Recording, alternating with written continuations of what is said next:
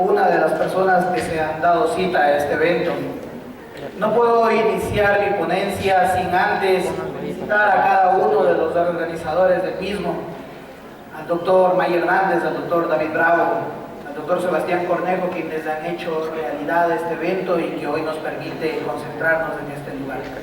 Y qué mejor como para intercambiar criterios, porque considero que todos y cada uno que nos encontramos en este auditorio conocemos igual o estamos en la misma capacidad de poder realizar aquellos actos que están inherentes al derecho penal y a este fascinante mundo de la litigación oral. Mi ponencia, como ya lo manifestó el doctor David Bravo, es exclusivamente en razón del recurso extraordinario de casación. El recurso extraordinario de casación, al ser un recurso eminentemente técnico y al ser un recurso formalista, pocos son los abogados, jueces o fiscales que se han atrevido a escribir, o por lo menos en este sentido de la Sala Penal de la Corte Nacional de Justicia, a darnos pautas en razón de cómo se debe plantear correctamente un recurso extraordinario de casación. Y es que este recurso es meramente formalista, como ya lo mencionaré a posteriori.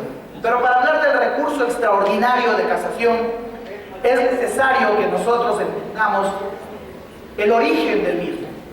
Y es que el recurso extraordinario de casación nace con la Revolución Francesa, exclusivamente cuando había un consejo de casación, un consejo de pares, cuyo consejo de pares o consejo de casación revisaba exclusivamente las decisiones del órgano jurisdiccional cuando estas decisiones eran injustas.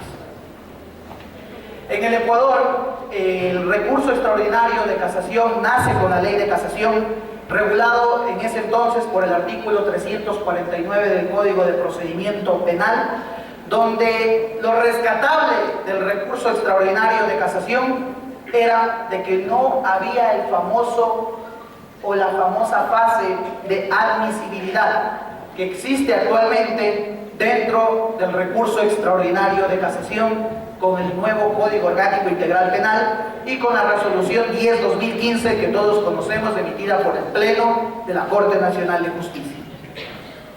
Y es que el único requisito en aquel entonces era que el recurso de casación sea interpuesto dentro del término de 3 días. Y así tendría derecho a audiencia y ser escuchado a través de la fundamentación y sustentación que realice el profesional del derecho que estaba a cargo de realizar. Bajo esos parámetros, nosotros también tenemos que tener una breve realidad de cómo era el recurso de casación. Pues el recurso de casación, cuando nace en el Ecuador, tenemos claro de que la sentencia casable no era la sentencia del actil. Al referirme a actil me refiero exclusivamente a la Corte Provincial, sino la casable era exclusivamente la sentencia del juez ACO o del Tribunal ACO. Es decir, que directamente, una vez que se emitía una sentencia a través del Tribunal del juez ACO, se casaba dicha sentencia y era enviada hacia la Corte Nacional de Justicia. Es decir, con 2 sentencias.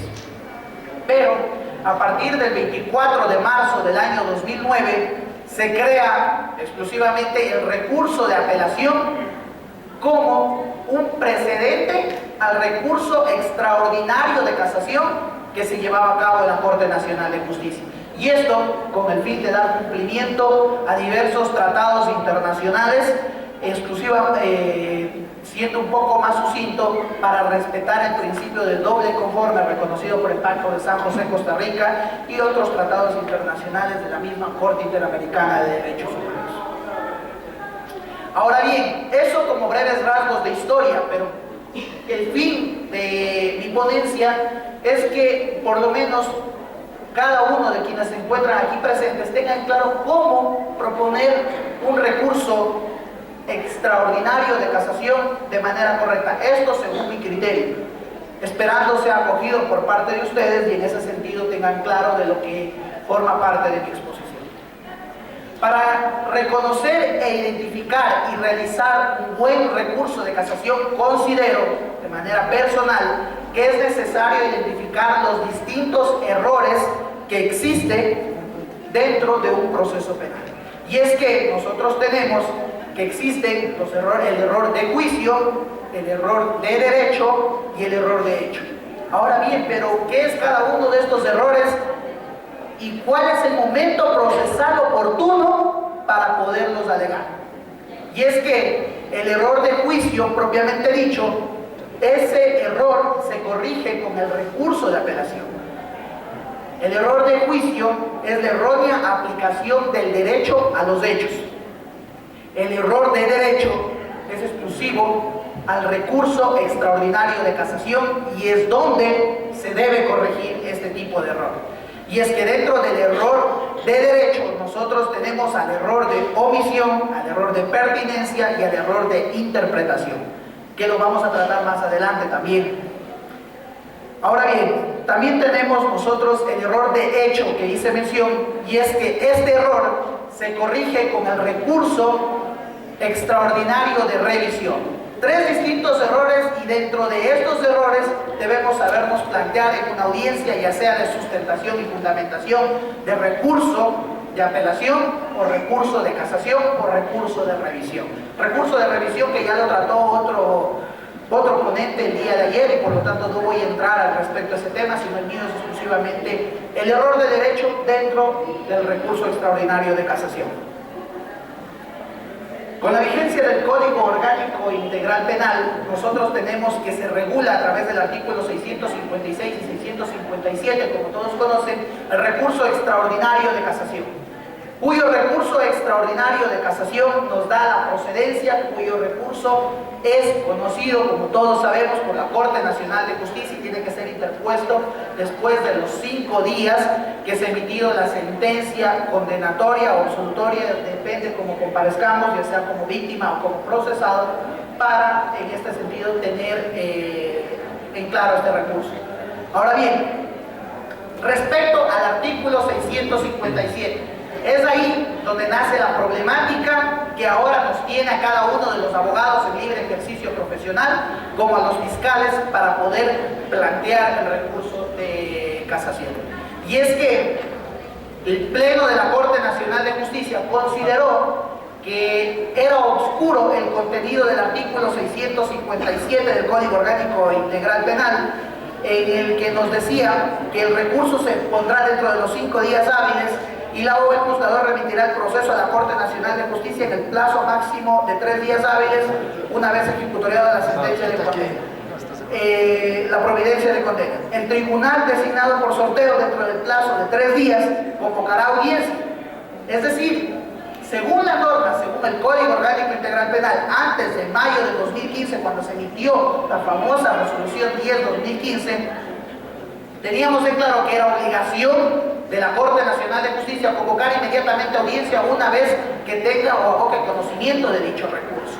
Pero a partir de dicha resolución, al decir que supuestamente el hecho de que se devolverá al tribunal de origen en caso que no cumpla con los requisitos de admisibilidad, es en ese momento donde la Corte, a través de dicha resolución, interpreta y dice que es necesario que se cree un auto de admisión. Ahí la pregunta, siendo un poco socrático para cada uno de ustedes: las personas condenadas o sentenciadas, y me respondo a mí mismo, ¿merecen un auto o una sentencia? Pues por supuesto, merecen una sentencia. Es por eso que es criticada esta resolución 10/2015, porque las personas condenadas o sentenciadas merecen una sentencia, merecen ser escuchadas dentro de una audiencia de sustentación.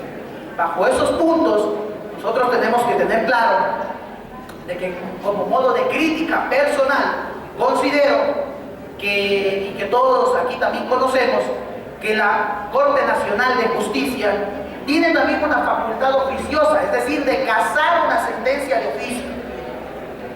Entonces yo me pregunto, si se emite este auto de inadmisión porque no cumple con la forma del recurso de casación, ¿en qué momento esa persona condenada o sentenciada tiene el derecho para que la sala penal revise su sentencia y, a pesar de la ignorancia que pudiera haber del abogado que plantea el recurso de casación, pueda corregir este error de derecho y casar de oficio la sentencia, porque es una de las facultades que tiene la Corte Nacional de Justicia. En ningún momento se le da la oportunidad a esa persona sentenciada o condenada de que la Corte Nacional de Justicia revise y case su sentencia de oficio. Pero bueno, tenemos que cumplir con este candado que se nos ha puesto la Corte Nacional de Justicia bajo el sobretexto de economía procesal, bajo sobretexto de legalidad y otros aspectos que supuestamente se deben cumplir, y bajo esos puntos es donde nos debemos cumplir con un recurso de casación totalmente técnico y formalista. Tomar totalmente técnico porque se debe cumplir con ciertos parámetros que constan dentro de la misma resolución y de un sinnúmero de actos de inadmisión donde los jueces de la sala penal nos han dado a conocer cómo se plantea supuestamente de manera correcta un recurso de casación.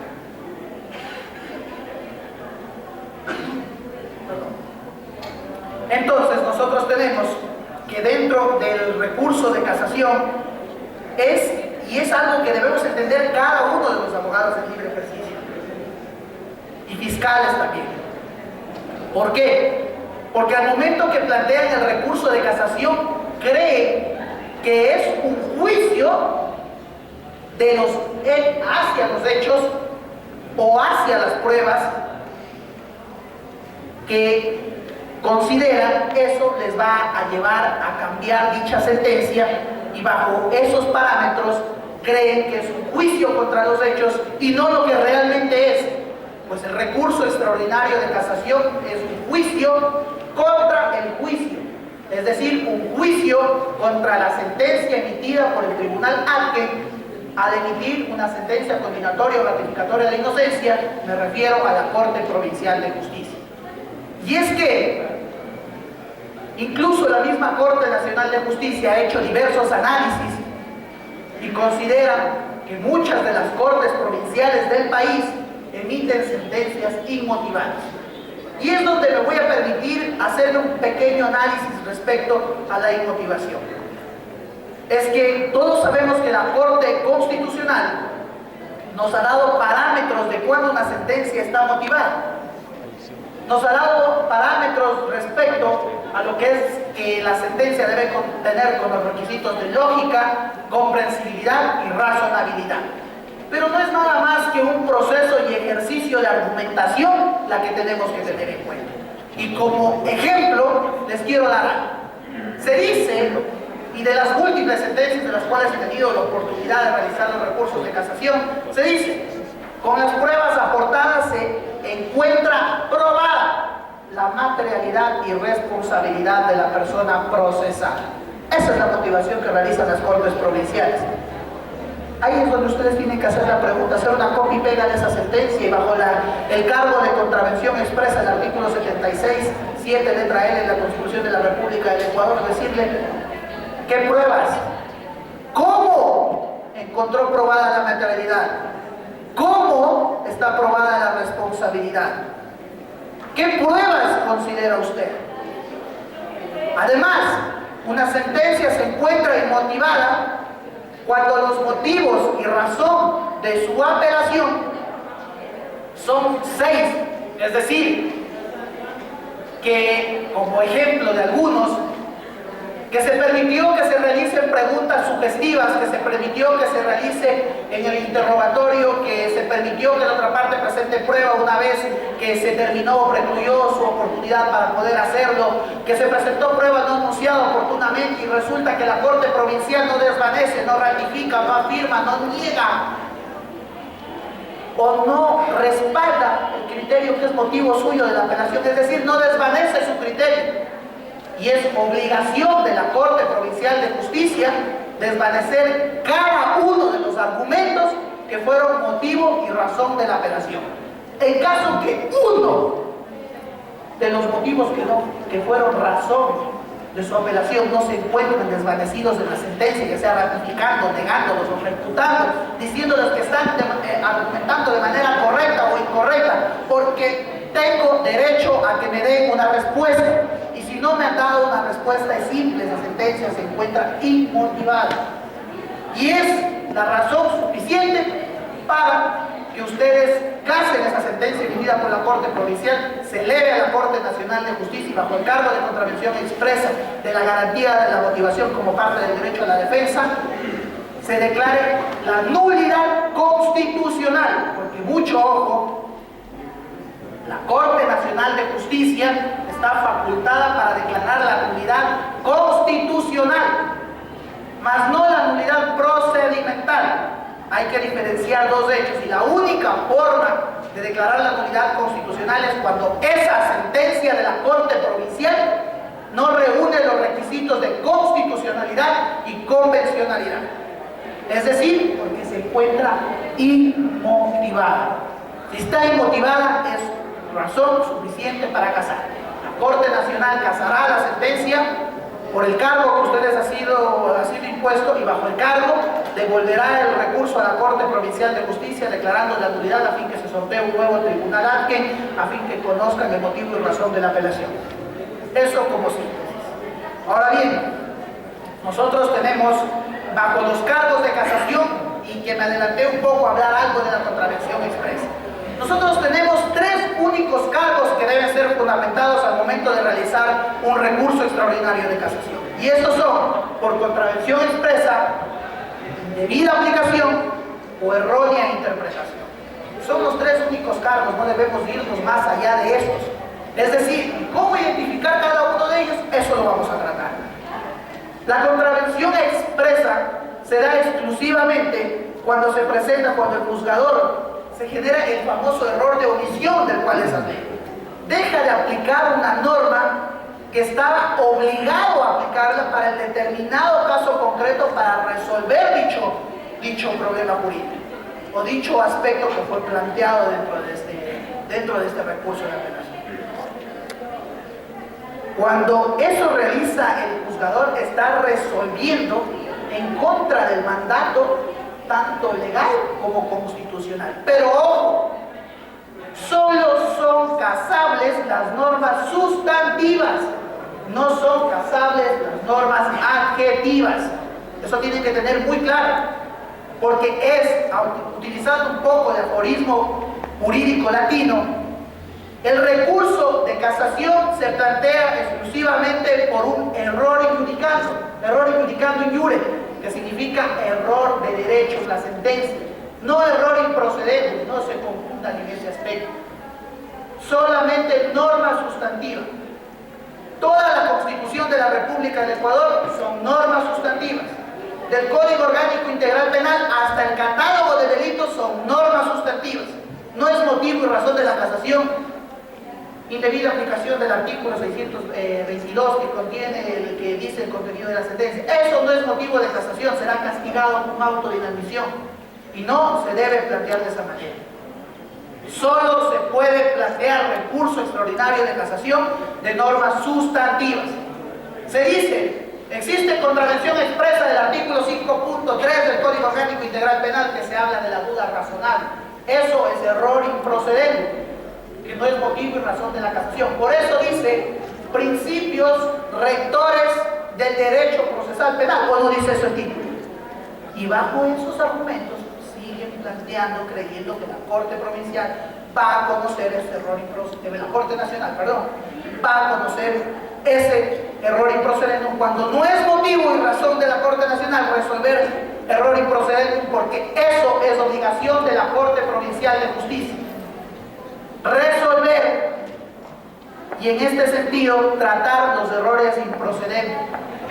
La Corte Nacional solo corrige error injudicante, que es el error de derecho. Ahora bien, la indebida aplicación, uno de los cargos casacionales que más me gusta plantear aquí. ¿Y en razón de qué la indebida aplicación? Pues la indebida aplicación ocurre cuando el juzgador hierra al resolver un caso concreto por aplicar una norma que no resulta pertinente a la resolución. Es decir, bajo su consideración, los hechos que fueron probados no se subsume dentro del delito, poniendo un ejemplo, dentro del delito de asesinato, sino se subsume bajo el delito de homicidio. Y es que la indebida aplicación es un cargo que debe ser muy completo. Y al ser completo me refiero a que se debe armar y cumplir con el principio de armamiento y generar la proposición jurídica completa. No solo puedo decir que se aplicó indebidamente el artículo 142, 143 del Código Orgánico Integral Penal, sino es mi obligación como abogado casacionista o como abogado que estoy realizando el recurso de casación armar la proposición jurídica completa. ¿Y cuál es la proposición jurídica completa? Decirle a la Corte Nacional de Justicia cuál es la norma que debía haber aplicado. Eso es proposición jurídica completa.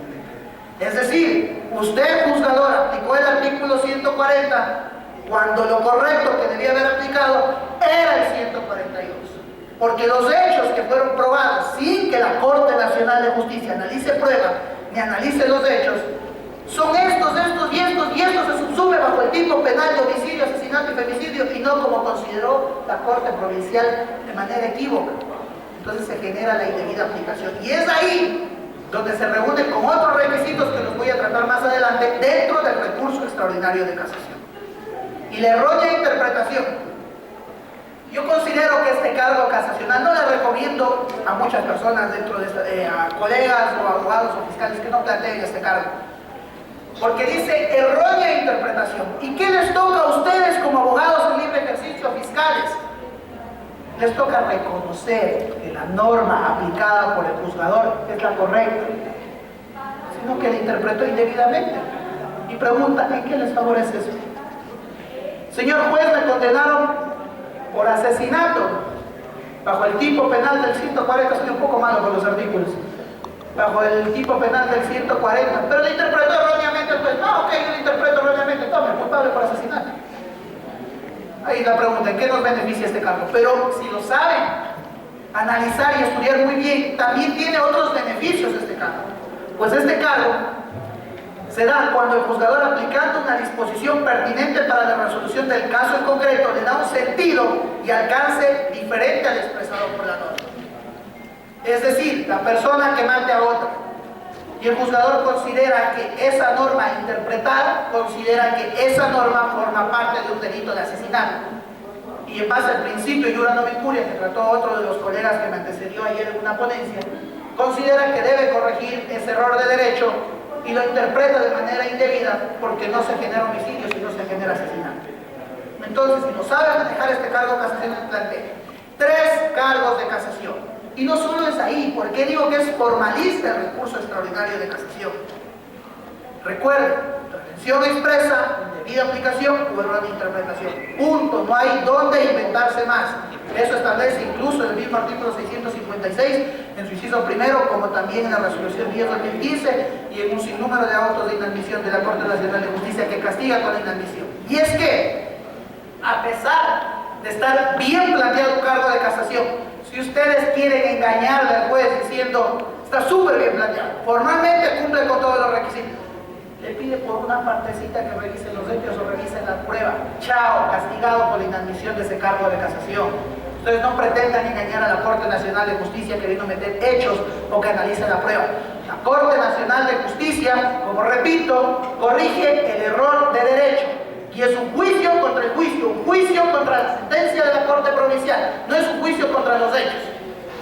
Bajo esos puntos, nosotros tenemos que tener en claro que debe cumplir un recurso de casación al momento de plantear. Son 4 cosas y no son complejas para que toda persona que realice un recurso de casación lo realice de manera correcta.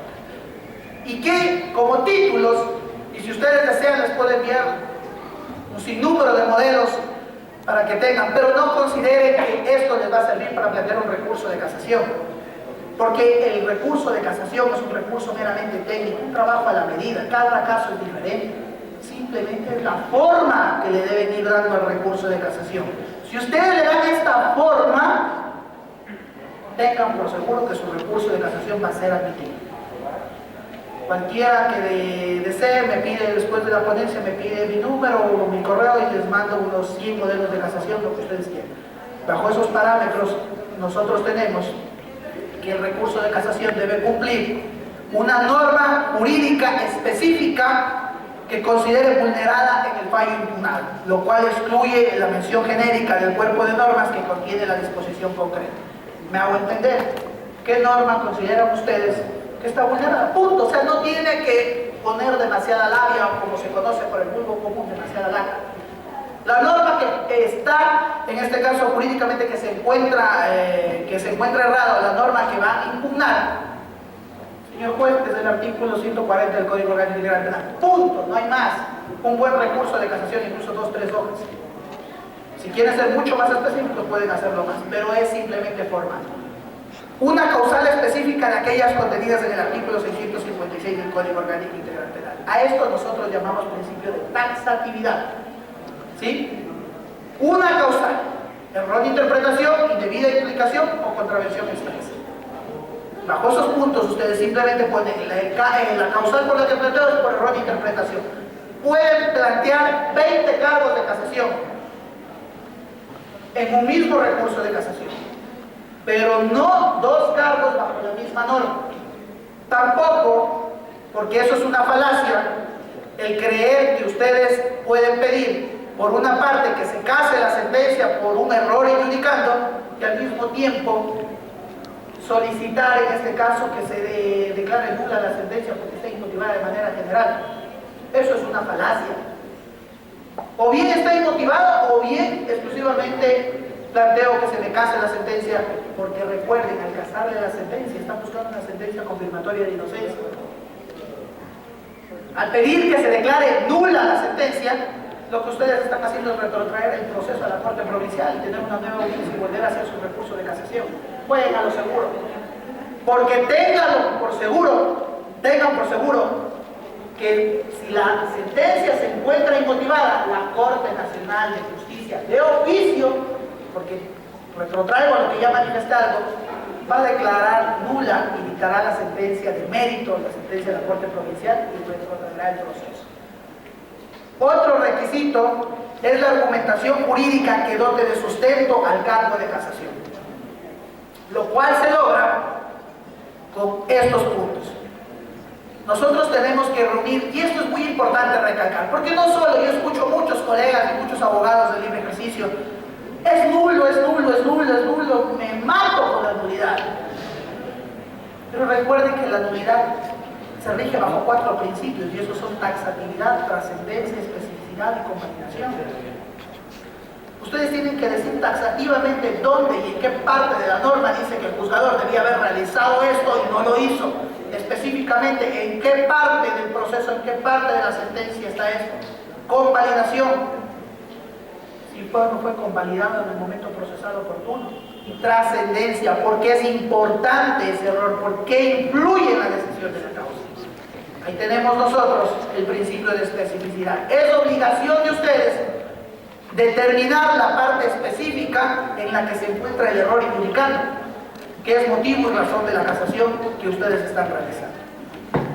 Lo que también deben realizar es una confrontación entre el razonamiento que realizó el juez del tribunal Arque y el razonamiento que ustedes consideran que es el correcto. Si ustedes realizan esos puntos, van a tener como premio un recurso de casación admitido. Bajo el principio de trascendencia que les hablé hace unos momentos, explicar la influencia de ese error iudicando y iure, de ese error de derecho en la sentencia. Si es trascendente, tengan por seguro que les van a casar la sentencia. Ahora bien, con respecto a otro aspecto, no consideren que simplemente ahí están todas las reglas, pues los recursos de casación se rigen también bajo el principio de autonomía. ¿Y cuál es el principio de autonomía? Que cada uno de los requisitos que yo les di anteriormente deben ser motivados de manera individual, es decir, de manera individual debe decir que la contravención expresa del artículo, no sé, 240 del Código Orgánico Integral Penal deben realizar la confrontación en el análisis jurídico que realizó el juzgador, en que ustedes creen, la parte específica de la sentencia en la que se encuentra, la influencia de ese error indicando en la sentencia, como también realizar cada uno de los parámetros que ya les mencioné anteriormente. Es decir, Plantear un recurso de casación requiere tiempo, requiere ser técnico, requiere ser un abogado clínico. Y no es que para esto existe ciencia. Lo único es sentarse y saber identificar cada uno de los errores de manera autónoma y de manera particular. Bajo esos puntos ustedes de seguro realizarán un buen recurso extraordinario de casación. En la fundamentación o en la sustentación, porque en la fundamentación se realiza por escrito, en la sustentación es importante también identificar la sentencia recurrida. Es decir, ustedes al pararse en una audiencia de casación, para los que no han tenido la oportunidad de hacerlo, para los estudiantes que se están formando, es importante identificar la sentencia recurrida. La sentencia recurrida es emitida el 1 de agosto del año 2018 por parte de la Corte Provincial de Justicia de la Corte Provincial de Pichincha, la cual ha impugnado a través del presente recurso extraordinario de casación. Es el primer punto que ustedes deben realizar al pararse en un recurso extraordinario de casación. Bajo los principios de lealtad y verdad procesal, sepan ustedes que ustedes los únicos cargos que me han admitido son estos, y voy a motivar de manera autónoma, es decir, uno por uno cada cargo de casación. Y de seguro tendrán una sentencia favorable. Muchas gracias.